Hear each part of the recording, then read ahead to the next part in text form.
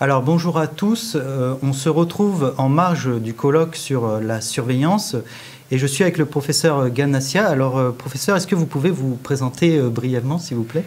Jean-Gabriel Ganassia, donc professeur à la faculté des sciences de Sorbonne Université, chercheur en intelligence artificielle au LIP6, qui est le laboratoire d'informatique de cette université. J'ai une double formation d'ingénieur et de philosophe.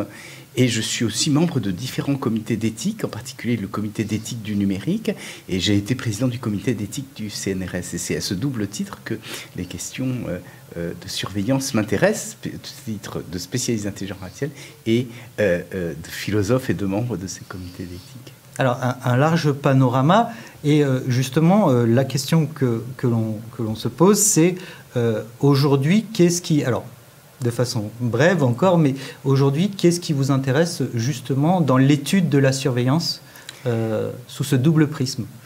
Alors, c'est le concept de surveillance lui-même qui me semble devoir être analysé de façon détaillée, parce que avec les technologies modernes, on est capable de démultiplier les possibilités de surveillance, ce qui fait craindre une société extrêmement sécuritaire, privative de liberté. Et en même temps, il est évident qu'il y a un besoin de surveillance. C'est-à-dire que la surveillance est aussi, une certaine façon, le fait d'éviter les dérives, et justement décliner cette notion de surveillance en se disant, il y a d'un côté le fait que on surveille, d'abord, on peut surveiller des individus ou des choses, et la surveillance des choses, par exemple des feux de forêt, a quelque chose d'extrêmement important pour le futur. Et quand on surveille des personnes, ça peut être pour leur bien ou ça peut être effectivement pour les contrôler. Et quand c'est pour son bien, d'ailleurs, ça peut être d'une vision paternaliste, ou au contraire, ça peut être, lorsqu'ils sont malades, par exemple, pour leur bien, au sens de quelque chose qu'ils auraient décidé. Et je crois que, bien sûr, c'est toute la difficulté aujourd'hui. Puis, il faut maintenant aller un tout petit peu plus loin.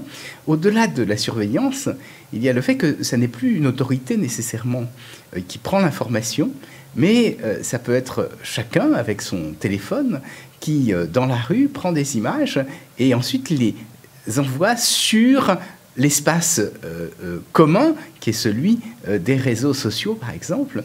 Et c'est ce que j'ai appelé, en reprenant un terme qui avait été introduit par un technologue américain, Steve Mann, il y a une quinzaine d'années, la notion de sous-veillance. Alors, c'est inusuel, puisque la surveillance, c'est celui qui regarde, qui veille, qui est au-dessus, et la sous-veillance, c'est le fait que ceux qui sont sous l'autorité prennent de l'information et la diffusent. Et bien sûr, ça nous donne un peu une image de ce que sont aujourd'hui l'utilisation de ces différentes technologies qui sont quelquefois utilisées par un pouvoir central pour réguler la société, pour éventuellement la contraindre, pour priver de liberté, ou alors au contraire, ça peut être l'ensemble de la société avec comme idée d'instituer une forme de transparence, et en particulier de se demander si les forces de police, si les gouvernants n'abusent pas de leur situation.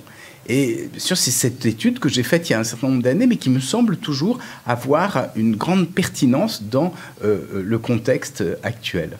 Alors, vous avez anticipé justement ma question sur cette surveillance. Alors, effectivement, on va pas trop en dire parce que justement vous proposez de revisiter la question de savoir si 1984, à partir des concepts de surveillance et de surveillance, est derrière nous ou devant nous, ce qui promet une intervention d'intérêt substantiel.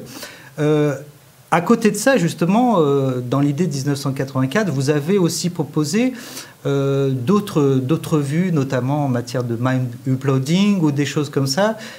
Justement, est-ce que de ce prisme-là, il y a des relations que vous pouvez faire aussi avec la surveillance, avec la surveillance, avec tous ces mécanismes cognitifs, finalement Alors, c'est assez éloigné, bien sûr, du mind uploading, mais ce que l'on peut dire, c'est qu'il s'agit de l'image de la technologie, de la crainte que l'on peut avoir de ce qu'on appelle l'intelligence artificielle, qui se fonde souvent sur un malentendu entendu sur la notion d'intelligence.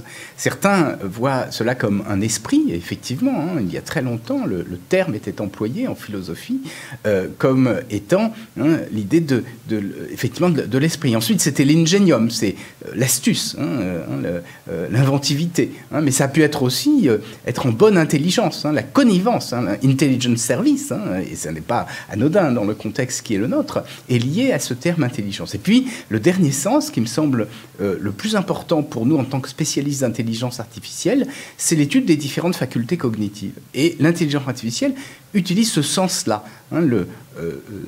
La définition de cette discipline, en 1955, c'était utiliser ces outils nouveaux pour l'époque, qui étaient les ordinateurs, pour essayer de simuler les différentes facultés cognitives. C'est ce qu'on fait depuis donc maintenant 67-68 ans, avec de grands succès.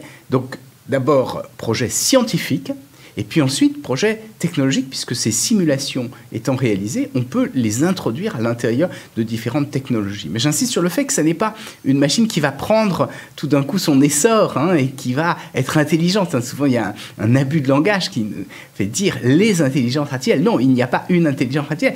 Il y a l'intelligence artificielle qui est la discipline scientifique et les différentes utilisations qui peuvent en être faites.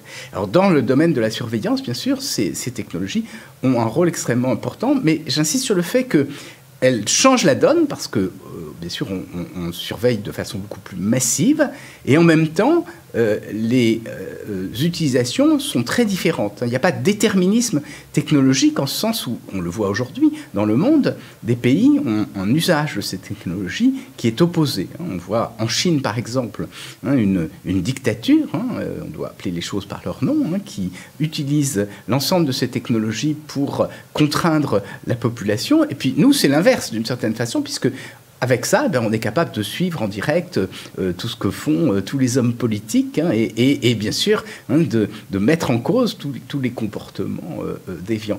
Donc il n'y a pas de déterminisme technologique et il n'y a pas de déterminisme géopolitique. C'est-à-dire que ce n'est pas parce que ce serait la Chine qui, de toute éternité, aurait été un pays de contrôle. Et pour souligner ce point, je voudrais rappeler qu'en France, et si on lit Les Mystères de Paris d'Eugène Sue, on se rend compte qu'il y avait le projet que le héros mentionne, qui était le projet de Napoléon, qui, dans le Mémorial de Sainte-Hélène, dit, enfin c'est pas lui qui dit, c'est Lascasse, mais qui rapporte ses propos, il voulait instituer un système d'espionnage de la vertu.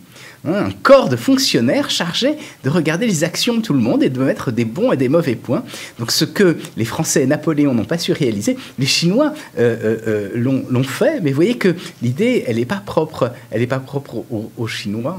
Et alors ce qui était amusant d'ailleurs, c'est que Marx, dans la Sainte Famille, a critiqué ce principe et justement il montrait que cette justice rétributive que voulait instituer Napoléon Bonaparte, en fait c'était la même chose qu'une justice punitive.